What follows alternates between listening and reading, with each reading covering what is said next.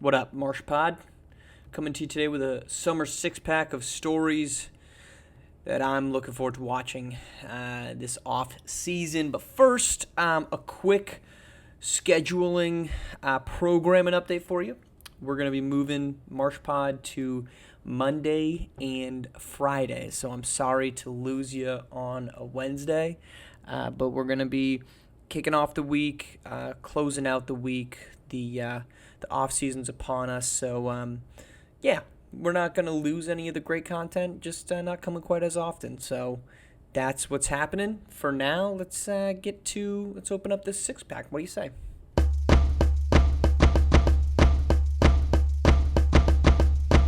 Okay, summer six-pack.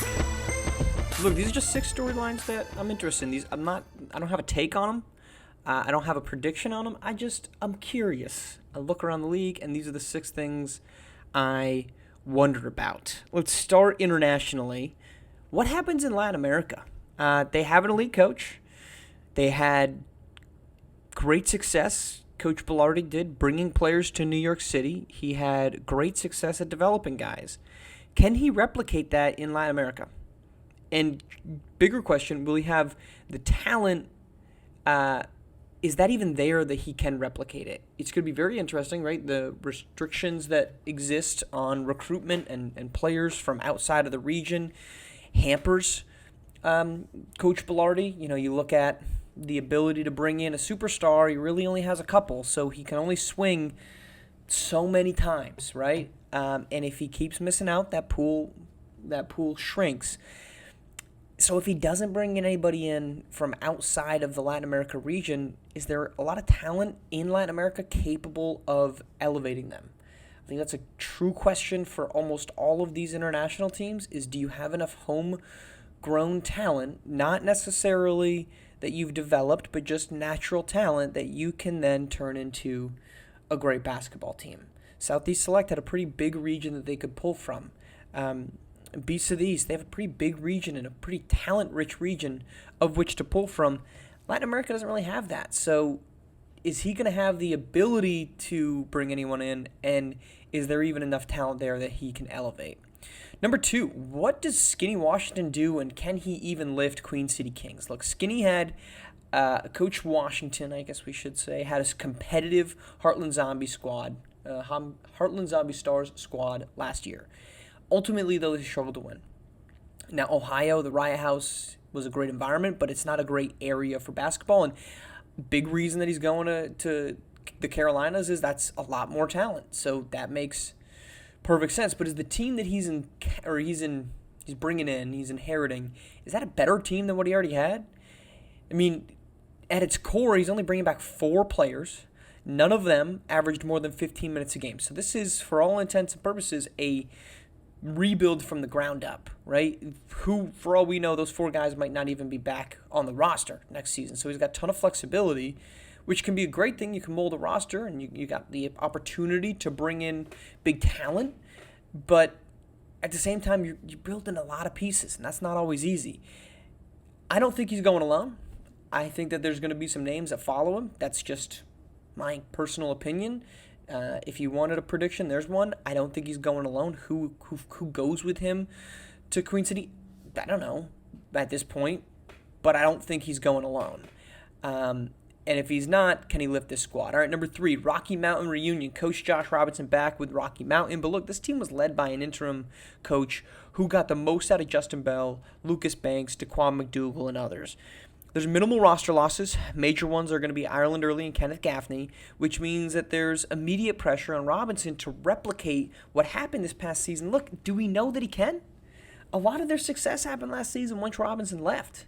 So do we really believe that this roster that, it looks as good as it was, but interim coach kind of carried that thing? It wasn't Robinson that busted him out of the gates and got him rolling. Yeah, he had some success, but he wasn't that successful. As in, best record in the league, tied for it, successful. So was Robinson in the way last season? Or is the talent enough that any decent coach could lead them?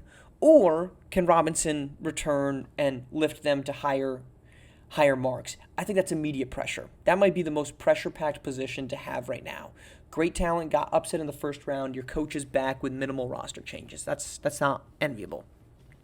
Number 4, does SimWorld Africa return to relevance? Look, they won the international title last season. They were led by Aji Fejbenle, but then when we got a larger sample size, they just didn't look good.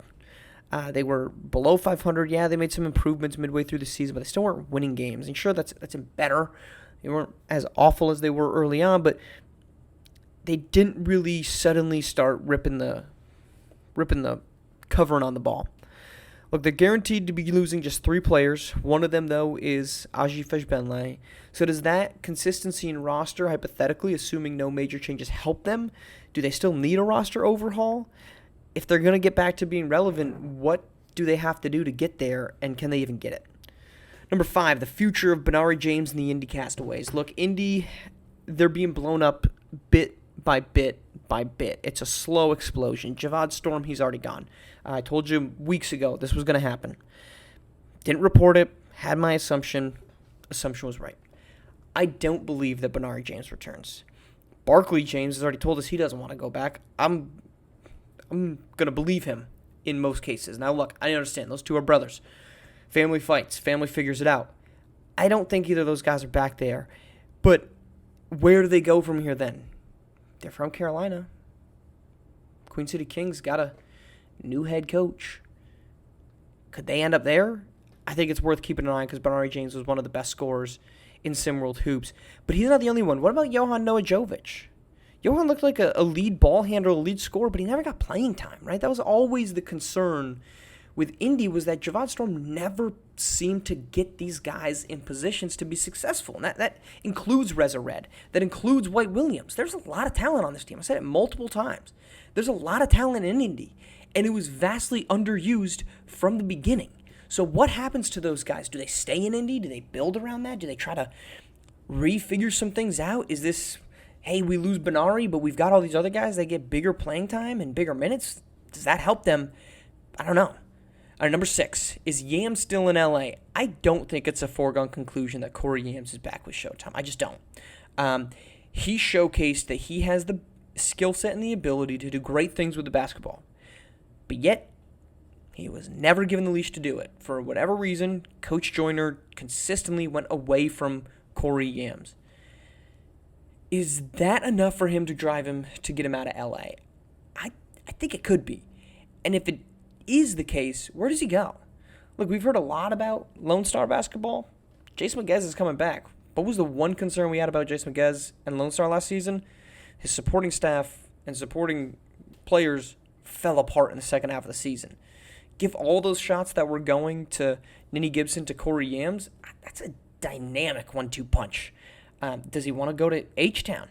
Both of those teams have really struggled for consistency, both in a roster perspective, but also in coaching. And if he ends up at H-Town, he'd be the clear-cut number 1 guy there.